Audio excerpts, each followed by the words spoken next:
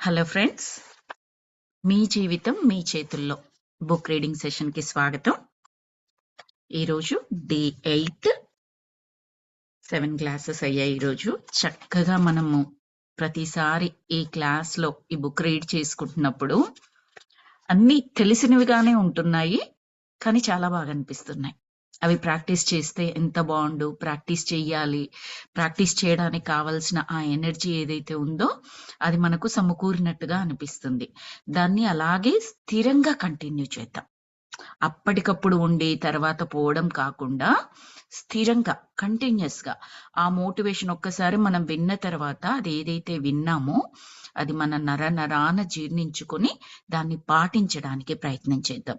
అప్పుడు ఏమవుతుందంటే book starting లో చెప్పినట్టుగా ఎన్నో మార్పులు వస్తాయన్నమాట. ఆ కన్సిస్టెన్సీ అనేది కొద్ది రోజులు వరుసగా ఏది చేసినా కూడా అది మన సిస్టంలో ఉండిపోతుందండి. అదొక మంచి ఏమంటారు అదృష్టం అని చెప్పొచ్చు. మనకది ఆ దేవుడు ప్రసాదించిన అదృష్టం అని చెప్పొచ్చు. ఆ కొద్ది రోజుల వరకు మాత్రం ఖచ్చితంగా ప్రతిరోజు గుర్తు చేసుకుంటూ ప్రాక్టీస్ చేస్తూ అనుక్షణం మనం గమనించుకుంటూ మనం ఆ మార్పుకు ప్రయత్నించాలి. ఏదైతే ఎక్కడైతే అవసరం ఉంటుందో మనకు దానికి. ఓకే, లాస్ట్ వీక్ మనం ఎలా అనుకుంటాము, ఒక్కొక్కరికి ఎలాంటి భయాలు ఉంటాయి, వాళ్ళు మాట్లాడే విధానం ఎలా ఉంటుంది, దాన్ని ఎలా మార్చుకోవచ్చు అది మాట్లాడుకున్నాము. తర్వాత ఖచ్చితంగా అనే పదం జనరల్ గా అది ఏ విధంగా ఉపయోగకరంగా ఉండదు. ఖచ్చితం అనే పదం నాకు ఇష్టం ఉండదు, డిక్షనరీలో నుంచి తీసేయాలి అని చెప్పారు కదా ఆర్థర్ లూయిస్ ఎల్హే గారు. అది ఎందుకు అలా ఉండకూడదు అంటే ఆ ఖచ్చితం అన్న పదం ఏమవుతుందంటే ఒక్కొక్కసారి బ్యారియర్ గా ఉండిపోతుంది, రిస్ట్రిక్టెడ్ మోడ్ లోకి వెళ్ళిపోతుంది అనమాట. అలా కానంత వరకు పర్వాలేదు. మనని కన్సిస్టెన్సీగా ముందరికి నడిపేంత వరకు ఆ ఖచ్చితమన్న పదం చాలా మంచిదే. కానీ ఎక్కడైతే మార్పు అవసరం ఉందో అక్కడ చెయ్యకుండా ఇది ఇలాగే ఇది ఇంతే అని కొంచెం కూడా మార్పు లేకుండా ప్రవర్తించామనుకోండి, అప్పుడు కొన్నిసార్లు ఇబ్బందికరం అవుతుంది. అది మనం ఒక ఎగ్జాంపుల్ చెప్పుకున్నాం లాస్ట్ వీక్. ఎవరికైనా ఇబ్బంది వచ్చినప్పుడు పక్కనే టెంపుల్ ఉన్నట్లయితే వాళ్ళు స్నానం చేయకుండా ఉన్నారు కానీ వెళ్ళకూడదు అనే ఖచ్చితత్వం పాటించినట్లయితే అక్కడ ఎవరికి ఇబ్బంది? ఆ దేవుడే రమ్మని ఆహ్వానిస్తున్నాడు. పక్కన దేవాలయం కనిపించింది అంటేనే దేవుడు రమ్మని ఆహ్వానిస్తున్నట్టుగా. కానీ మనం ఏంటి, స్నానం చేయలేదు కాబట్టి మేము వెళ్ళము, ఆ పద్ధతి అదే ఖచ్చితం అలాగే ఉండాలి. అలాంటి సిచ్యువేషన్స్ అన్నమాట. ఒక చిన్న ఎగ్జాంపుల్ లాగా అది మాట్లాడుకున్నాము. తర్వాత ఏమంటున్నారంటే, తరువాత వారు ఇంతకు ముందు నా రాసిన వాక్యాలు అన్ని నాకు నిజంగా చెయ్యాలనిపిస్తే చెయ్యొచ్చు అని అర్థాన్నిచ్చే విధంగా చదవమంటాను. ఆవిడ దగ్గరికి కౌన్సిలింగ్ వచ్చే వాళ్లకు ఏం చేయమంటారో చెప్పారు కదా. రాగానే వాళ్ళ మాటలన్నీ వింటారు, జాగ్రత్తగా వింటారు, వాళ్ళ ముఖ కవలికలు, శారీరక కదలికలు అవన్నీ గమనిస్తారు. వాళ్ళల్లో ఉన్నాయి రాయమని చెబుతాను అని చెప్పారు కదా. దాని కంటిన్యూషన్ గా ఏం రాయమని చెప్తాను అని చెప్పారు? నేను ఖచ్చితంగా డాష్ డాష్ డాష్ డాష్ చెయ్యాలి, ఆ డాష్లు పూర్తి చేయమని అడిగారు ఆమె. అప్పుడు కొంతమంది వాళ్ళు రాసిన విధానం ఏంటో మనం లాస్ట్ వీక్ క్లాస్ లో చదువుకున్నాము. దాని కంటిన్యూషన్ ఏమంటున్నారంటే, ఇంతకు ముందు రాసిన వాక్యాల్ని నాకు నిజంగా చేయాలనిపిస్తే చెయ్యొచ్చు అని అర్థాన్ని వచ్చే విధంగా చదవమని చెబుతుందట. వాళ్ళు ఎలా రాసినా సరే నాకు నిజంగా చెయ్యాలనిపిస్తే నేను చెయ్యొచ్చు అని అర్థం వచ్చే విధంగా వాళ్ళ చేత చదివిపిస్తాను.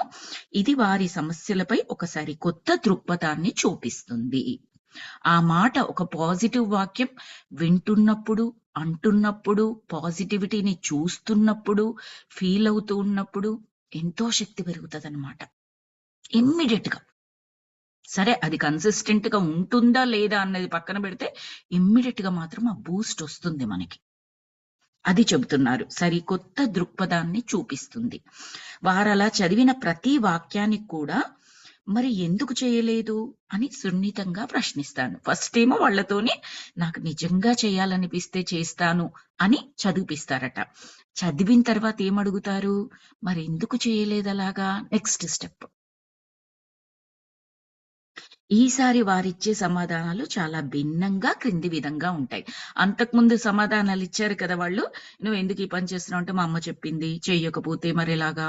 అమ్మో! తరతరాల నుంచి వస్తోంది. నేను చాలా పద్ధతి వ్యక్తిని. అందరూ అలా చేస్తారు కాబట్టి నేను చేయాలి." ఇలా రకరకాల ఆన్సర్స్ చెప్పారు. ఇప్పుడు ఆమె వాళ్ళతోని డిఫరెంట్‌గా చదివిపించి, చదివిన తర్వాత "మరెందుకు నువ్వు చెయ్యట్లేవు?" అనంటే, అప్పుడేమంటున్నారంటే, "నాకు చేయడం ఇష్టం లేదు. చెయ్యాలంటే నాకు భయం. ఎలా చెయ్యాలో నాకు తెలియదు. అలా చేయడానికసలు నేను అర్హుడినా? అర్హురాలినా?" ఇలా అంటున్నారు. వారు వ్రాసిన మొట్టమొదటి వాక్యము వారిని ఇన్నేళ్లుగా వేధిస్తున్న అతిపెద్ద సమస్య అయి ఉంటది. వారికిష్టం లేకపోయినా ఆ పనిని వారు చేస్తున్నందుకు వారిని వారు కొన్ని సంవత్సరాలుగా కోపంతో తిట్టుకుంటూ ఉండి ఉంటారు. చాలా చేస్తామండి అలా పనులు మనము. నచ్చకపోయినా కొందరికేముంటుంది అంటే, దాని అర్థం తెలుసుకొని, అదేంటో తెలుసుకొని, అప్పుడు వాళ్ళకి మనస్తృప్తిగా ఉంటది. చేసినా, చెయ్యకపోయినా. చేయకపోతే గిల్టీగా ఫీలవ్వరు. చేస్తే ఏదో వాళ్ళు చెప్పారు, వీళ్ళు చెప్పారు, తప్పనిసరి అయింది, భయంతో చేస్తున్నాను, ఈ ఫీలింగ్స్ ఏమీ లేకుండా ఫలితం వచ్చినా రాకపోయినా సరే మనస్ఫూర్తిగా చేస్తారు. అలా లేదనుకోండి ఆ కేటగిరీ మనుషులేంటి అంటే, చిరాకొచ్చేస్తూ ఉంటది. తప్పదురా దేవుడా అని. అలాంటప్పుడు ఆ పని చేసినా, చేయకపోయినా 2 ఒకటే.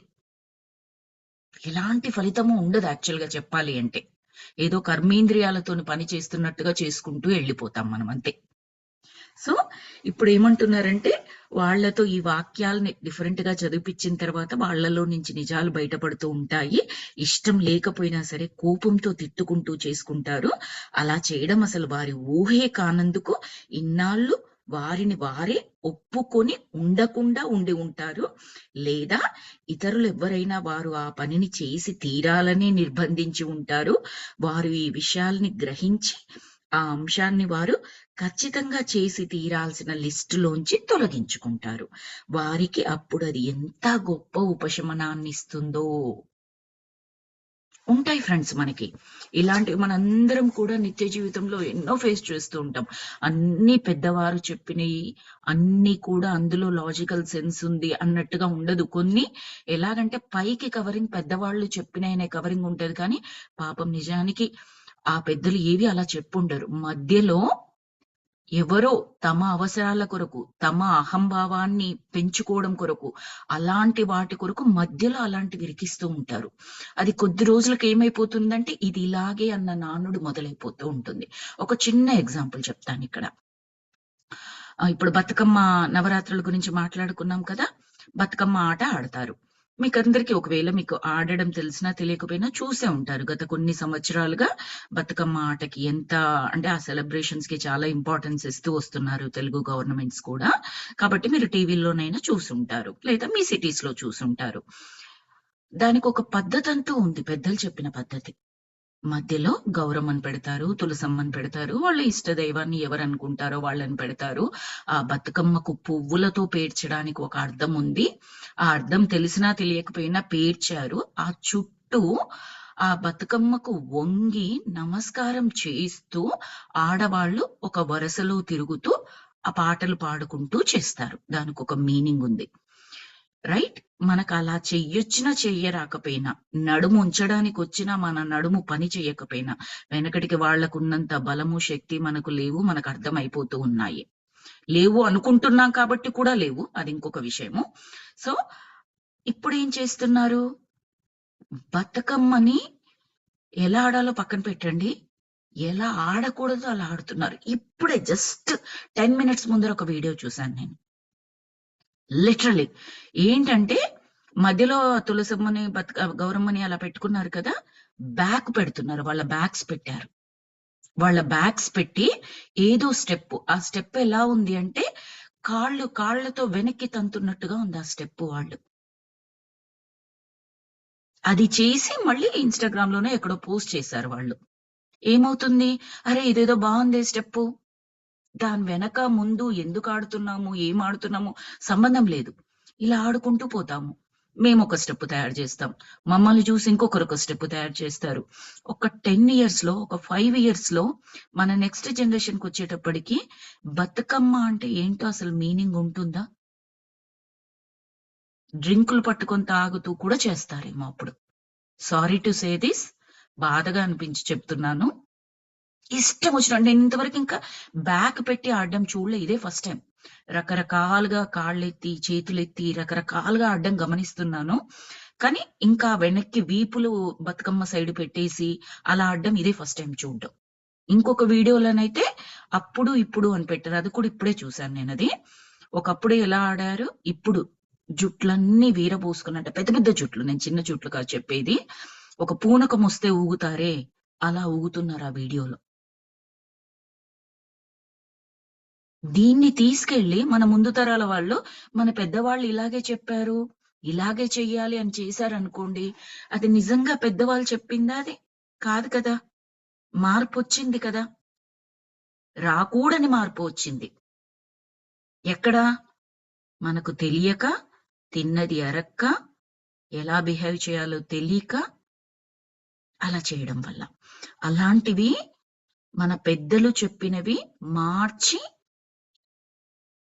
మార్చి వాటిని పద్ధతులుగా చెలామణి చేస్తూ ఉన్నాయండి సమాజంలో, దురదృష్టవశాత్తు. అందుకే ఎక్కడైతే మనం ఏదైతే చూస్తామో అందరూ చేశారు కదా అని గుడ్డిగా ఫాలో అవ్వడం మాత్రం చేయకూడదు. మనంతట మనం ధ్యానంలో ఉంటున్నాము, జ్ఞానం నేర్చుకుంటున్నాం కాబట్టి డెఫినెట్ గా మన ఇన్నర్ చెబుతూ ఉంటుంది. ఇలా చేస్తారా, ఇలా చేయకూడదేమో. నేను క్వైట్ గా కూర్చుంటానులే. నేను వాళ్ళని ఏమి అనలేకపోయినా క్వైట్ గా కూర్చుంటాను. లేదా నేను ఇంకొకసారి దానికి వెళ్ళను అన్నట్లుగా ఉంటాము. నాకిప్పుడు కొన్ని పద్ధతులు ఎలా చెప్పగలుగుతున్నానంటే ఈ మాట, చాగంటి గారు కొన్ని చెప్తారండి. అసలు పద్ధతి అంటే ఏంటి అనేది. అది ఈ రోజు ఎలా చలామణి అవుతుందో కూడా మనం చూడొచ్చు. ఆయన చెప్తున్న పద్ధతిని బట్టి ఆయన కొన్ని ఎగ్జాంపుల్స్ చెప్తారు. అసలు పోలికే ఉండదు. శాస్త్రాలలో మన పెద్దవాళ్ళు, మహర్షులు, గురువులు, మన తాత ముత్తాతలు చెప్పిన దానికి, ఈ రోజు జరుగుతున్న దానికి అసలు సంబంధమే ఉండదు. ఇంకొక ఎగ్జాంపుల్ మనందరికీ తెలిసిందే. ఈ రోజు పెళ్లిళ్ళు, పేరంటాలు ఎలా జరుగుతున్నాయండి? సెలబ్రేషన్స్ అన్నీ ఓకే. అందరము చేసుకుందాం. తప్పేమీ లేదు. సంతోషంగా చేసుకోవాలి సెలబ్రేషన్స్. కానీ అసలు అన్న దానికి ఇబ్బంది రాకుండా చేసుకోవచ్చు. ఇప్పుడు తాళి కడుతూ ఉంటాడు అబ్బాయి పెళ్లిలో. ఈయన ఫోటోగ్రాఫర్‌కి, వీడియోగ్రాఫర్‌కి సరియైన పోజ్ రాలేదు కాబట్టి ఆగండి, ఆగండి, ఆగండి. చెయ్యొచ్చు అలాగా? తప్పు కాదా? ఒక ముహూర్తం పెట్టుకున్నాము. ముహూర్త ప్రకారం అక్కడ మంత్రాలు చదువుతూ ఉన్నారు పూజారి. దాని ప్రకారం చేస్తూ ఉంటారు. ఈయనకు ఫోటో కెమెరాకి సరిపోదనో, వీడియోకి సరిపోదనో, ఒక్క నిమిషం ఆగండి. ఆ శుభకార్యాన్ని ఆపొచ్చా? ఆఫ్‌కోర్స్. వాళ్ళ వైపు నుంచి ఆలోచిస్తే మనం డబ్బులిచ్చి చేయించుకుంటున్నాం కాబట్టి అది సరిగ్గా రాపోతే మళ్ళీ మనమే తిడతామని. నేను వాళ్ళ తప్పు అని చెప్పడం లేదు. ఎక్కడుంది మరి తప్పు? కనెక్టెడ్. మొత్తం కలెక్టివ్‌గా మనం ఆ తప్పుకు మనందరం కాంట్రిబ్యూట్ చేస్తున్నాం. నేను చెప్పాననుకోండి ఫోటోగ్రాఫర్, వీడియోగ్రాఫర్, ఇదిగో ఇక్కడ ఏవన్నా చేసుకో. నలుగురు కూర్చున్నారు. వాళ్ళని ఎన్ని రకాలుగైనా సర్దుకొని కూర్చోమని చెప్పు, ఆగండి అని చెప్పు, ఏమన్నా చెప్పు.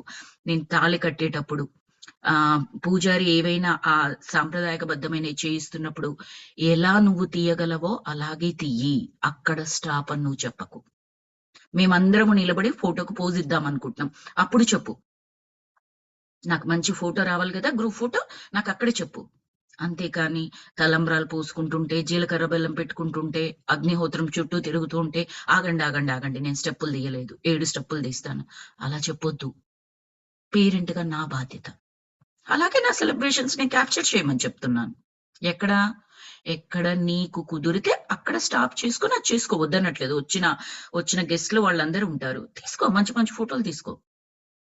స్టేజ్‌ని నువ్వెంత కవర్ చేయాలో అంత కవర్ చెయి. ఎక్కడ కామ్‌గుండాలో అక్కడ ఉండు.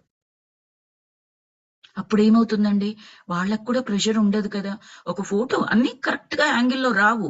కానీ నేను తిడతాను అన్న భయముంటే వాళ్ళు అలాగే చేస్తారు. నేనేమి అననని నేనే ముందే చెప్పాననుకోండి, అక్కడ ఎంత మాక్సిమం కవర్ చేయగలరో అంత కవర్ చేస్తారు. మిగతా ఎక్కడైతే వాళ్ళు కవర్ చేసుకోవాలో అక్కడికి వెళ్తారు. ఇప్పుడు ఫోటోస్ అది వీడియోస్ మన ఎడిటింగ్ చేస్తున్నారు. ఏ ఎడిటింగ్ లోనైనా మీకు మంత్రాలు ఉన్న వీడియో కనపడుతుందా అండి? ఏం చేస్తున్నారు అక్కడ? ఆ పెద్దవాళ్ళు కానీ, పిల్లలు కానీ ఏం మాట్లాడుతున్నారు? రియల్ లైవ్ సౌండ్ ఎక్కడైనా ఉంటుందా? మొత్తం బ్యాక్‌గ్రౌండ్ పాటలు. కనీసం ఒకప్పుడు పెళ్లి పాటలే పెట్టేవాళ్ళు. ఇప్పుడు ఏ పాటలు పెడుతున్నారో కూడా సంబంధం లేదు. ఆ లైవ్లీనెస్ మిస్ అవ్వట్లేదు. క్యాప్చర్ చేసుకుంటున్నాం. ఆర్టిఫిషియల్‌నెస్‌ని క్యాప్చర్ చేసుకుంటున్నాం. సినిమా కాదు కదండీ! అదొక సంఘటన మనము జ్ఞాపకం ఉంచుకోవాలి. మెమొరీలాగుండాలి. ఒక రోజు ఒక 4 గంటల్లో జరిగింది కాదు. ఎప్పుడు చూసినా నాకు ఆ రోజుది అంతే మధురంగా ఉండాలి అని. కానీ బ్యాక్‌గ్రౌండ్ సినిమా పాటలు వింటూ అది చూస్తున్నాం. సినిమా చూస్తున్నానా? నేను నా పెళ్లి వీడియో చూస్తున్నానా? ఎక్కడ నా తల్లిదండ్రులు మాట్లాడిన మాటలు లేవు. అత్తమామలు మాట్లాడిన మాటలు లేవు. ఏం చూస్తున్నానక్కడ? ఏం మెమరీ చేసుకుంటున్నాను? ఆ పాటలు నేను సినిమాల్లో పెట్టుకుంటే రావా నాకు? వస్తాయి కదా! Just think about it. మనం మామూలుగా విడిగా మాట్లాడుకుంటే ఎలా ఉంటది అంటే, మొత్తం ఊరందరూ ఒకవైపు, నేనొక్కదాన్ని ఒకవైపు అన్న టైప్‌లో అయిపోతూ ఉంటది. మా వారేం చెప్తారంటే, "నువ్వు కావాలంటే ఎడిటింగ్ చేసిన వీడియో ఒకటి పెట్టు. లైవ్ సౌండ్స్ ఏవైతే ఉన్నాయో అవన్నీ యాజ్ ఇట్ ఈజ్ స్వచ్ఛంగా అదే వీడియో నాకొకటి కావాలి. ఏ ఎడిటింగు పెట్టకు. ఏ కలర్‌లు, ఏ రంగులు పెట్టొద్దు" అని చెప్తారు మా వారు. 2 చెయ్యి. పర్వాలేదు. రెండిటికి డబ్బులిస్తా. నేచురల్‌ది నేచురల్‌గా ఉంచు. ఇంకో దానికి నీ రంగులు, ముగ్గులు అన్నీ ఏసుకో అని జెప్పేసి చెప్తారనమాట. పాపం వాళ్ళ బిజినెస్ పెరగాలి కాబట్టి వాళ్ళవన్నీ చేస్తారు. తప్పేమీ లేదు. వాళ్ళు చేస్తున్నది బిజినెస్ కాబట్టి. వాళ్ళని తిట్టడానికి కూడా లేదు. ఇప్పుడు మనలా కస్టమర్స్ ఇలా చెప్పేవాళ్ళున్నారనుకోండి, అప్పుడు వాళ్ళు కూడా ఎందుకంత ఎఫర్ట్స్ పెడతారు? చక్కగా వచ్చినట్టుగా తీస్తారు. మనకిచ్చేస్తారు.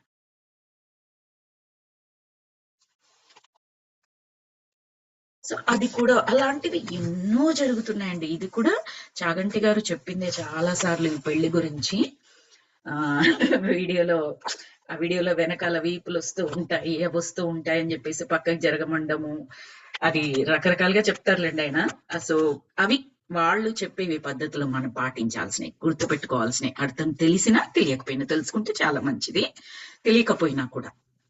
సో, ఈ ఖచ్చితత్వం అనేది పోవాలి అనడానికి మనం ఇది మాట్లాడుకున్నాం. ఈ ఎగ్జాంపుల్ మాట్లాడుకున్నాము. తర్వాత కొంతమందిని చూస్తే వారికి ఇష్టం లేకపోయినా కూడా కొన్ని వృత్తుల్లో సంవత్సరాల పాటు ఎవరో నిర్బంధించినట్లు బలవంతంగా కొనసాగుతూ ఉంటారు.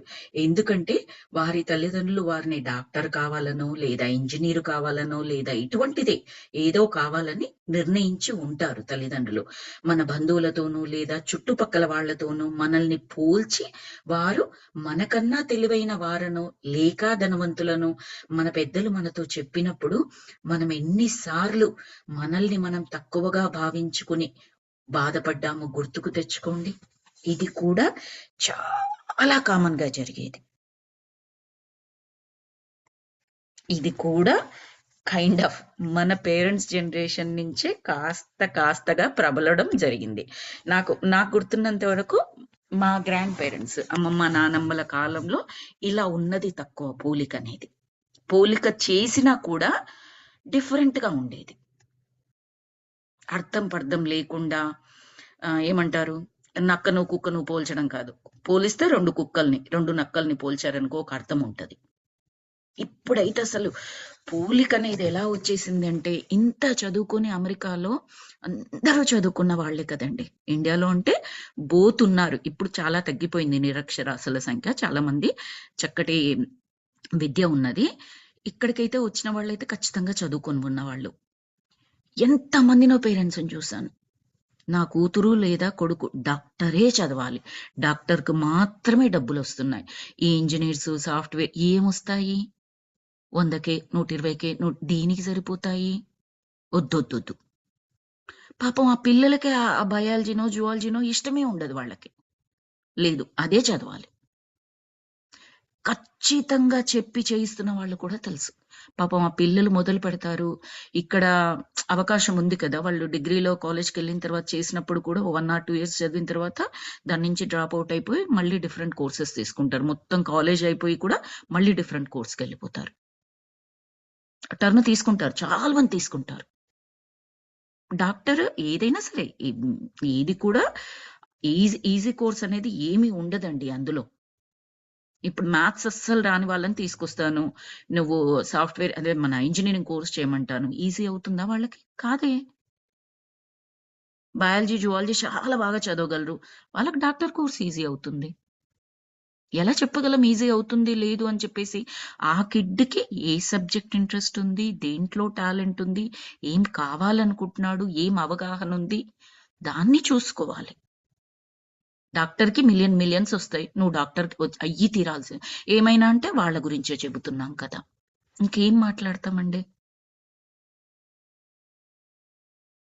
చెప్పాలి. గైడెన్స్ ఇవ్వాలి. నేను తప్పు లేదు. అది తప్పు అని నేను చెప్పట్లేదు. వాళ్ళకి తెలియకపోతే కూడా మనం దగ్గరుండి చెప్పాలి. అర్థమయ్యేదాకా చెప్పాలి. కానీ వాళ్ళ క్లారిటీ అంటూ ఉండి పర్టిక్యులర్ సబ్జెక్ట్ వాళ్ళకస్సలు ఇంట్రెస్ట్ లేదు. ఇంకేదో సబ్జెక్ట్‌లో చాలా ఎక్సెల్ అవుతున్నారు. కానీ అందులో ప్రస్తుతానికి ఉపాధి నీకు కనిపించకపోవచ్చు. అందులో ఎక్సెల్ అవ్వనివ్వండి. ఉపాధికి ఇంకొకటి ఏమైనా వాళ్ళలో ప్రతి వారికి దేవుడు ఏదో ఒక ఆర్ట్‌నిస్తాడండి. ప్రతి ఒక్కరికి ఇస్తాడు. మనం గుర్తుంచుకోవాలి. ఉపాధి అందరికీ కావాల్సిందే. ఉపాధి అన్నదానికి ఈరోజు ఎన్ని సున్నాలు అంటే ఒకటి తర్వాత ఎన్ని సున్నాలు ఉంటే మనకు సంతృప్తి, ఉపాధి దొరికినట్టో తెలియడం లేదు. ఎవరికీ తెలియడం లేదు.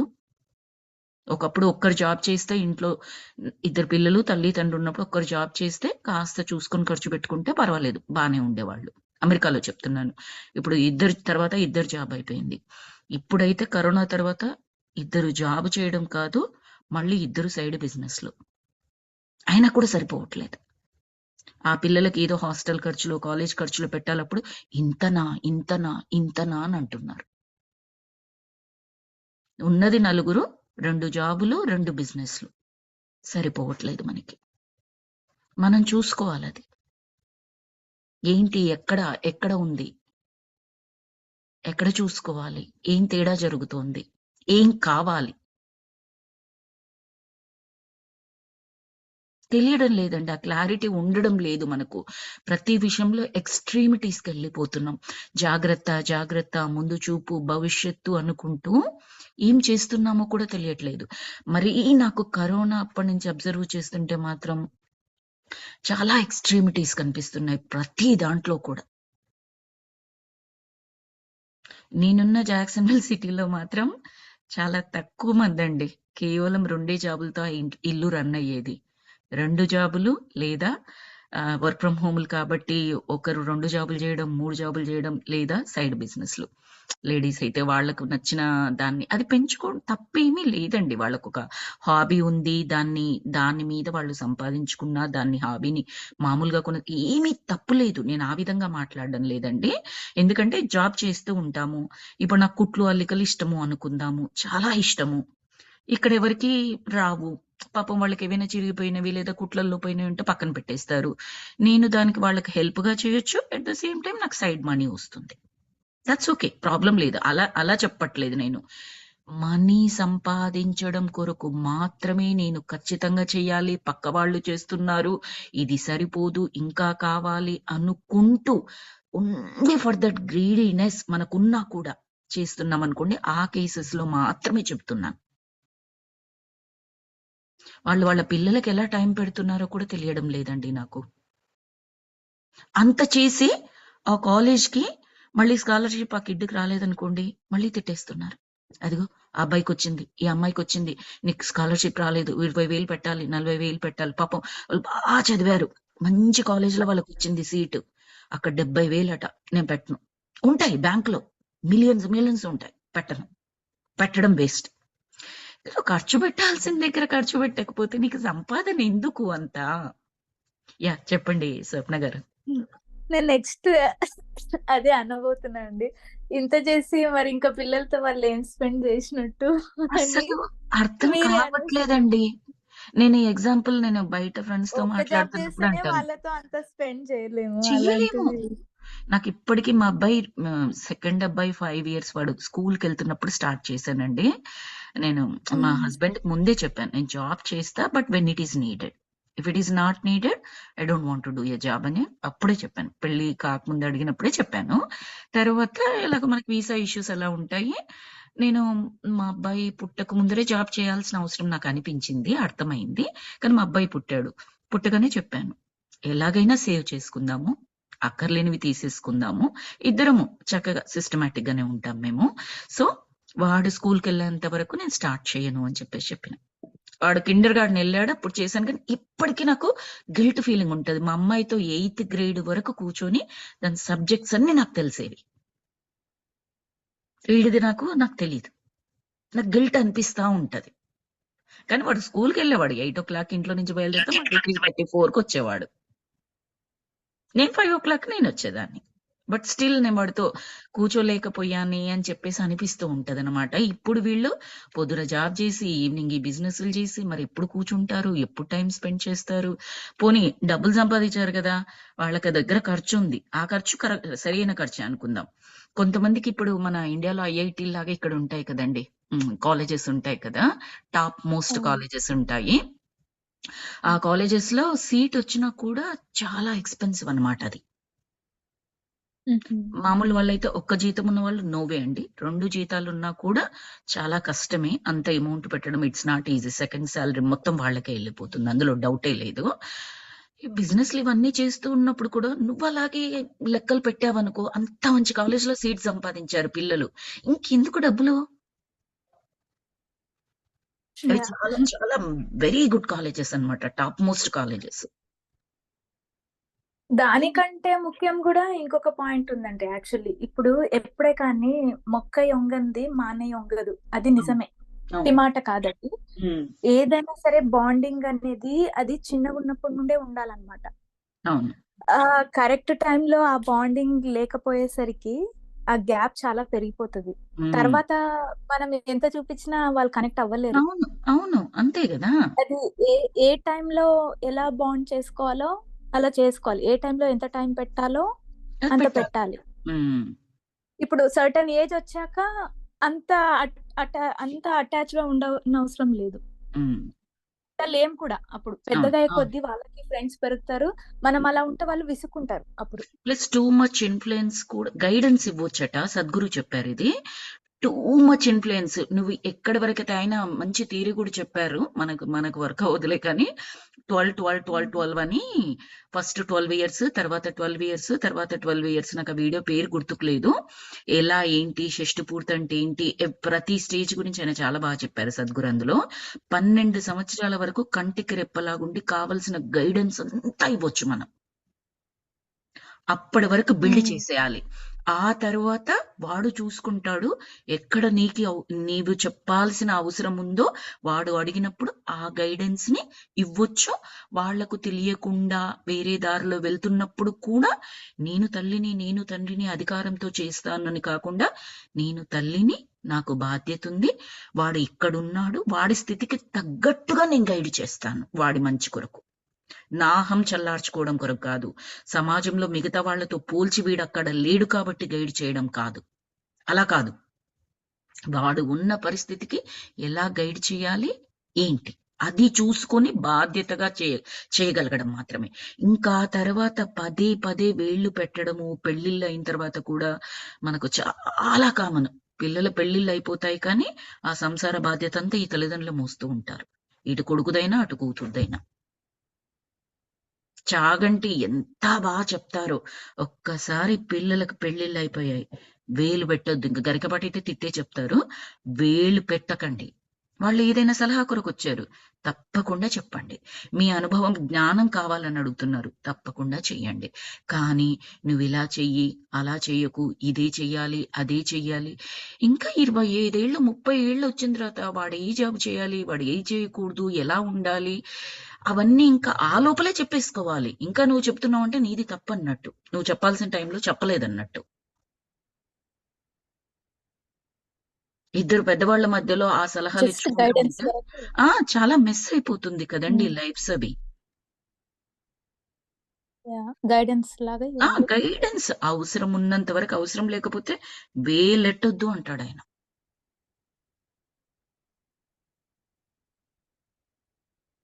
కానీ అదంతా కూడా ఎట్లయిపోతుంది ఇప్పుడు అంటే, మేము హెల్ప్ చేస్తున్నాం కదా! మేము పిల్లల గురించి ఆలోచిస్తున్నాం కదా! లేదండి వాళ్ళు పిల్లలు కాదు పెద్దవాళ్ళు వాళ్ళు. పెద్దవాళ్ళనే మీరు పెళ్లి చేశారు. బాధ్యత వాళ్ళకి తెలుసనే పెళ్లి చేశారు. లేకపోతే పెళ్లి ఎందుకు చేస్తాం మనము? అమ్మాయికి, అబ్బాయికి ఇద్దరికీ ఉంటుంది ఇండివిడ్యువాలిటీ. వాళ్ళు ఆలోచించుకునే విధానము, ఎవ్రీథింగ్. వాళ్ళకి లేదనుకోండి, లేదు అంటే పెళ్లి చేసిన మీ పెద్దలది తప్పు. ఖచ్చితంగా తప్పు. అలా లేకుండా ఎందుకు చేశారు మరి? ఇంకా నువ్వే పోషించాలి, నువ్వే బాధ్యత చూసుకోవాలి అన్న స్టేజ్‌లో ఉన్నప్పుడు ఎందుకు చేశారు? అంతే కదా! యాహ్! వాళ్ళిద్దరే ఒకరినొకరు అర్థం చేసుకోవడానికి ఇబ్బంది పడుతున్నప్పుడు, మళ్ళీ మధ్యలో ఈ పేరెంట్స్, ఆ పేరెంట్స్ పాపం చాలా ఈ ఈ జనరేషన్‌లో అయితే చాలా ఇబ్బందులవుతున్నాయండి. పేరెంట్స్ కలుగచేసుకోవడం వల్ల. మనం సెలబ్రిటీస్‌లో కూడా చూస్తూ ఉన్నాం అలాంటి విధానం. బయట పడదు. కొంచెం కొంచెంగా బయటపడుతూ ఉంటది కానీ, అది అక్కడ కూడా చూస్తూ ఉన్నాం మనం.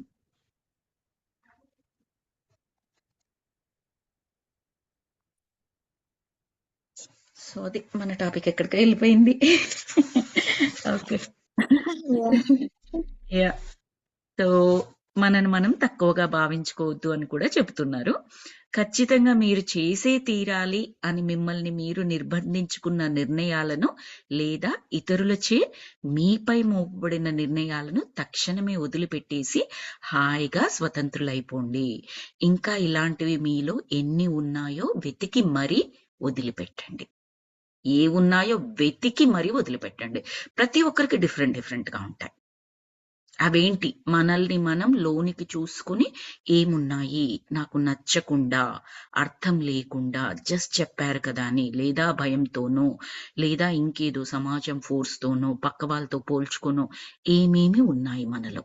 అవి వెతుక్కొని, రాసుకొని వాటి నుంచి బయటపడ్డానికి ఏం చేయాలో అది చేయమని చెప్తున్నారు. ఈ విధంగా లిస్టులోని విషయాలను ఒక్కొక్కటిని పరిశీలించిన తర్వాత వారు వారి జీవితాల్ని ఒక సరికొత్త కోణంలో దర్శిస్తారు. వారు చేసే తీరాల్సిన విషయాలు వారికసలు ఇష్టం లేనివి అని, లేదా ఇతరులను నొప్పించకుండా ఉండడానికో, లేదా మెప్పించడానికో వారు ఆ పనులు చేస్తున్నట్లు గ్రహిస్తారు. ఇలా ఎన్నో సార్లు భయపడో, లేదా వారికి ఇష్టం వచ్చిన విధంగా చేయడానికి వారు అనర్హులని భావించో, వారికి ఇష్టం లేకపోయినా మునుపటి నిర్ణయాలతోనే కొనసాగిస్తూ ఉంటారు. ఇవన్నీ కూడా సద్గురు చాలా చెప్తారండి. మీకు కుదిరితే ఆయనది తెలుగు కూడా ఉంటుందనుకుంటా.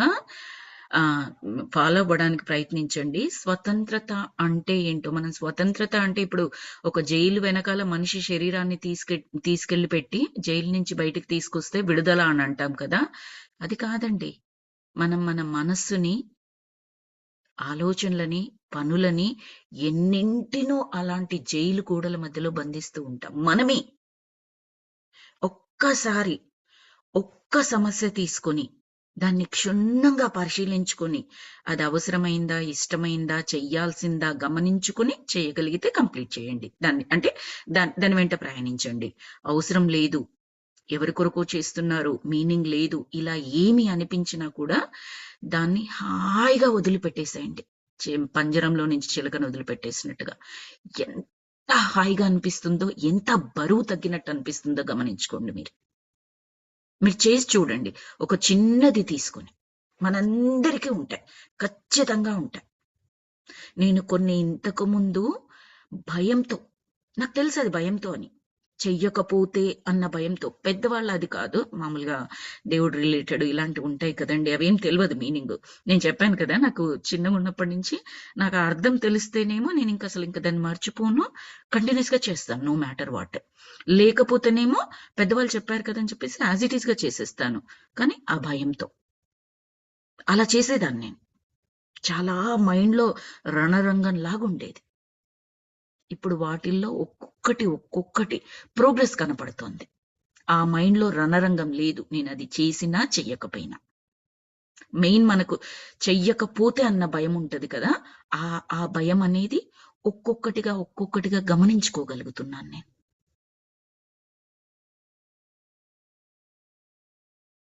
చాలా ఉంటాయి ఇంకా కూడా. చాలా మీన్స్ చాలా. సో, ఒక్కటి తీసుకొని మనం ప్రయత్నం చేసి చూద్దాము. ఆ స్వతంత్రత అనే ఫీలింగ్ ఎలా ఉంటుంది అన్నది. అప్పుడు ఆవిడ చెప్పిన దానికి మనం ఈజీగా కనెక్ట్ అయిపోగలం. ఇప్పుడు సమస్య ఒక కొత్త మలుపు తిరిగింది. వారు ఇతరుల ప్రమాణాలను అందుకోలేనందుకు వారిని వారు తప్పు చేస్తున్నట్లుగా భావింపచేసే ఆలోచనలని వదిలించే ప్రక్రియని నేనిప్పుడు ప్రారంభించాను. ఇప్పుడట సమస్య ఏంటి అంటే ఇతరులు పెట్టిన స్టాండర్డ్స్ ప్రమాణాలని అందుకోలేనందుకు వారిని వారు తప్పు చేస్తున్నట్లుగా భావించుకోవడం. దీనికి ఒక లైటర్ ఎగ్జాంపుల్ తీసుకుందాం. ఇక్కడ అమెరికాలో ఉన్న వాళ్ళకి తొందరగా, మీకు కూడా అందరికీ అర్థమవుతుంది, తొందరగా కనెక్ట్ అయిపోతాము. ఇప్పుడు ఒక ఆఫీస్కి వెళ్తున్నారు. ఆఫీస్కి వెళ్తూ ఉన్నప్పుడు ఆఫీస్లో కోడ్ ఎక్కడ కూడా మీరు ప్యాంట్స్ షర్ట్స్ వేసుకోవాలి, అమెరికన్స్ ఏదైతే క్లోతింగ్ వేసుకుంటున్నారో అదే వేసుకోవాలని ఏ ఆఫీస్ వాళ్ళు చెప్పరండి. ఫార్మల్ గా ఉండాలి, డీసెంట్ గా ఉండాలి, చూడ్డానికి అఫీషియల్ గా అనిపించాలి, ఎవరికి డిస్టర్బెన్స్ ఉండకూడదు నీ వేషధారణ ద్వారా. అంతవరకే. అదే కదండి ఆఫీస్ వాతావరణము. ఎక్కడ కూడా ఇబ్బంది పడకుండా ఉండాలి, అంతవరకు మాత్రమే. కానీ మన వాళ్ళు ఎలా తీసుకుంటారంటే అఫీషియల్ అంటే చాలు, వాళ్ళ కంఫర్ట్ ఉండని ఉండకపోని వాళ్ళు ఏవైతే వేసుకున్నారో అదే వేసుకోవాలి. చాలా మంది ఇబ్బంది పడ్డం గమనిస్తాము. వాళ్ళు బొట్టు పెట్టుకోరు కదా, మనం బొట్టు పెట్టుకోకూడదు, మళ్ళీ ఇంటికి రాగానే బొట్టు పెట్టేసుకుంటూ ఉంటారు, ఎందుకంటే ఆ భయం ఉన్న వాళ్ళు. కొందరు అలా కూడా చేయరు, అది డిఫరెంట్ మ్యాటర్. నేను అక్కడ తప్పు ఒప్పు అని చెప్పాలని కాదు ఇక్కడ నా ఉద్దేశము. పోల్చుకోవడం ద్వారా స్టాండర్డ్స్ వాళ్ళకి అలవాటు లేదు కదండి. అమెరికన్స్ కి ఆ వేషధారణ అలవాటు, వెదర్ ప్రకారం చేసుకుంటారు వాళ్ళు. వింటర్ లో అయితే ఒకలాగా, సమ్మర్ లో అయితే ఒకలాగా, వాళ్ళకంటూ ఏవైతే స్టాండర్డ్స్ పెట్టుకున్నారో దాని ప్రకారమే వెళ్తున్నారు వాళ్ళు. మనము వాటిని ఆఫీస్ స్టాండర్డ్స్, వాళ్ళు చెప్పే స్టాండర్డ్స్ రెండు సేమ్ కాదు అక్కడ. నువ్వు ఎంచక్క కుర్తా పైజామా, అంటే పైజామా కాదు సారీ, మనము గర్ల్స్ వేసుకునేవి కుర్తా, తర్వాత కింద లెగ్గింగ్స్ లాంటివి డీసెంట్వి, చక్కటి కాటన్ క్లోత్స్, మిలమిల మెరుస్తూ కాకుండా ఒక చిన్న బొట్టు పెట్టుకోవచ్చు. Nobody will question you. At the most క్యూరియాసిటీతో క్వశ్చన్ చేస్తారు, what is the dot on your face అంటారు. It's the opportunity for us to explain our culture to them. Think in that way. నాకు తెలిసి ఎవ్వరు కూడా నువ్వు ఆ మొహం మీద డాట్ పెట్టుకొని రాకూడదు ఆఫీస్ కని ఏ ఆఫీసు చెప్పదండి ప్రపంచంలో, చెప్పకూడదు లీగల్ గా. ఓకే, మనకి ఇష్టం లేదు, నేను ఈ బట్టలు వేసుకున్నప్పుడు నాకు అది పెట్టుకోవడం నాకు ఇష్టం లేదు, నాకు సూట్ అవుతలేదు, ఓకే, అంతవరకు ఓకే, ఐ యాక్సెప్ట్ దట్. మనం పెట్టుకుంటే వాళ్ళు ఏమనుకుంటారో, మనం అమెరికాలో ఉన్నాం కాబట్టి ఇంకా ఎప్పటికీ ప్రిటెండెన్స్ అయినా, మనం ఇక్కడే బ్రతుకుతూ ఉన్నాము, ఇక్కడే ఉంటున్నాము, ఇంకా ప్రిటెండెన్స్ అయినా నచ్చకపోతే, ఆ స్టాండర్డ్స్ ని పాటించకపోతే నేనేదో తప్పు చేస్తున్నా అన్న ఫీలింగ్ లోనే ఉండాల్సిందేనా నేను? కాదు కదా. అది మేజర్ ప్రాబ్లం ఇప్పుడు. ఆవిడే చెప్తున్నారు, లూయిస్ ఎల్హే ఇక్కడ ఆవిడే చెప్తున్నారు, ఇతరుల ప్రమాణాలను అందుకోలేనందుకు తప్పు చేస్తున్నట్లుగా భావిస్తున్నాము. తరువాత వారికి జీవితం పట్ల నా ఫిలాసఫీని వివరిస్తాను. ఆవిడట అలాంటి వారికి తన యొక్క ఫిలాసఫీ చెబుతుందట. నిజానికి జీవించడం చాలా సులభం. మనం వేటినైతే బయటికి పంపుతామో తిరిగి వాటిని పొందుతూ ఉంటాము. అది విశ్వ నియమం, యూనివర్సల్ లా అది. మనం ఆలోచించడానికి ఎంపిక చేసుకునే ప్రతి ఆలోచనని, ప్రతి నమ్మకాన్ని ఈ విశ్వం సమర్థిస్తుంది. మనం చాలా చిన్నగా ఉన్నప్పుడు మన పెద్దలు జీవితం పట్ల ఎలా స్పందించేవారో చూసి మన జీవితం పట్ల మనము అలాగే ప్రవర్తించాలని నేర్చుకున్నాము. ఈ నమ్మకాలు ఎటువంటివైనా అవే మనము పెరిగి పెద్ద అయ్యాక మన జీవిత అనుభవాలుగా మారుతున్నాయి. ఏదేమైనా మనము ఇప్పుడు పట్టించుకుంటున్నది ఆలోచన విధానాలని, మరి మన శక్తి అంతా ప్రస్తుత క్షణంలోనే కేంద్రీకరింపబడి ఉన్నది. మార్పులు సంభవించడం అన్నది ప్రస్తుత క్షణం నుంచే ప్రారంభమవుతుంది. అంటే మీరేదైతే మార్పు కావాలి, చేసుకోవాలి, ఉండాలి అని కోరుకుంటున్నారో రేపటి నుండి మొదలు పెడతా కాదు, ప్రస్తుత క్షణం నుంచే మొదలు పెడతా. ఏదైతే వింటున్నానో, నా మనసుకు ఏదైతే నచ్చుతోందో, సరే ఇప్పుడు నేను చెప్పిన దాంట్లో అన్ని సరి అయినవే అని అనిపించకపోవచ్చు. అన్నింటికి మీరు కనెక్ట్ కాలేకపోవచ్చు. అన్నీ నమ్మకంగా అనిపించకపోవచ్చు. తప్పేమీ లేదు. ఇందులో ఒక చిన్న ఆలోచనకు మీరు కనెక్ట్ అయిన ప్రతి ఒక్కరు డిఫరెంట్ దానికి కనెక్ట్ అవ్వచ్చు. నేను చెప్పిన ఎగ్జాంపుల్స్ లో, నేను చెప్పిన ఆలోచనలో. రైట్? ఇప్పుడు నేను కూడా ఇక్కడ బుక్ చదువుతున్నాను. ఇందులో ఈమె వందల కొలది దివ్య వాక్యాలు రాశారు. అన్నింటికి నేను కనెక్ట్ అవ్వచ్చు, కనెక్ట్ కాకపోవచ్చు. ఈ రోజు కొన్ని కనెక్ట్ అవ్వచ్చు. సంవత్సరం తర్వాత ఇంకొన్ని ఎక్కువగా కనెక్ట్ అవ్వచ్చు. నా స్థితిని బట్టి. కాబట్టి మీరు దేనికైతే కనెక్ట్ అయ్యారో, ఎక్కడైతే మీకు మార్పు కావాలి, చేసుకోవాలి అనిపించిందో ఆ ఆలోచనని గట్టిగా పట్టుకోండి. అంటే శక్తిని పంపించండి. అది చెయ్యాలని కోరుకుంటున్నాను, బలంగా సంకల్పించుకుంటున్నాను, నా శక్తినంతా ధారపోసి దాన్ని నేను చేసుకోగలను, ఆ మార్పుని, సంతోషం వైపు ప్రయాణిస్తాను ఈ క్షణం నుంచే, స్వతంత్రత వైపు ప్రయాణిస్తాను ఈ క్షణం నుంచే. ఈ క్షణం గుర్తుపెట్టుకోండి. రేపు అనేది వాడొద్దు మనం. ఈ క్షణం. చెయ్యడం చేయకపోవడం పక్కన పెట్టండి. నిర్ణయం ఈ క్షణమే. అది ఫస్ట్ స్టెప్. కదలిక, ఉన్న చోటు నుంచి కదలిక. సో ఆవిడ ప్రస్తుత క్షణం నుంచే ప్రారంభమవుతుంది అని చెప్తున్నారు. మనం ఇక్కడ స్టాప్ చేసుకుందాం మాస్టర్స్. నెక్స్ట్ ఇంకొకటి, మనల్ని మనం ప్రేమించుకోవడం అనే టాపిక్ చెప్తున్నారు. చాలా చాలా వాక్యాలు ఇచ్చారు మళ్ళీ. సో ఇక్కడ స్టాప్ చేసుకుందాం. Thank you so very much for joining today's session.